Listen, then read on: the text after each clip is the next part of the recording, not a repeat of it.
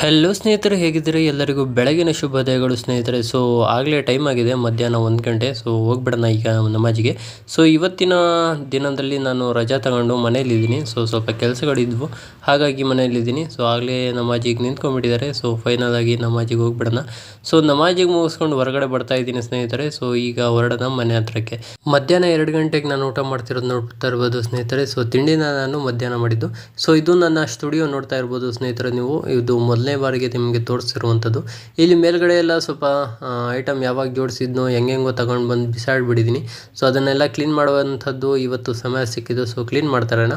So ನನಗೂ ರಜೆ ಇರಲಿಲ್ವಲ್ಲ, ಈ ಸತಿ ರಜಾ ಒಂದು ದಿನ ವೀಕ್ಲಿ ಒಂದು ರಜೆ ತಗೊಳ್ಳೋಣ ಅಂತ ಫೈನಲ್ ಆಗಿ ಡಿಸೈಡ್ ಮಾಡಿದೆ. ಸೊ ಇಲ್ಲಿ ನೀವು ನೋಡ್ತಾ ಇರ್ಬೋದು ಸ್ನೇಹಿತರೆ, ಇದು ಡಿಸ್ಪ್ಲೇ ಬುಕ್ ಅಂತ ಹೇಳ್ಬಿಟ್ಟು. ಸೊ ತಗೊಂಡು ಅಲ್ಲೇ ತುಂಬ ವರ್ಷ ಆಯಿತು, ಅಲ್ಲೇ ಇಟ್ಟಿದ್ದೆ ನಾನು, ಓಪನ್ ಮಾಡಿ ಯೂಸ್ ಮಾಡಿರಲಿಲ್ಲ. ಅದೇ ತೆಗಿತಾ ಇರಬೇಕಾದ್ರೆ ನಂದು ಬ್ರಷ್ ಕಿಟ್ ಕೂಡ ಸಿಕ್ತು. ಇಲ್ಲಿ ನೋಡ್ತಾ ಇರ್ಬೋದು 2000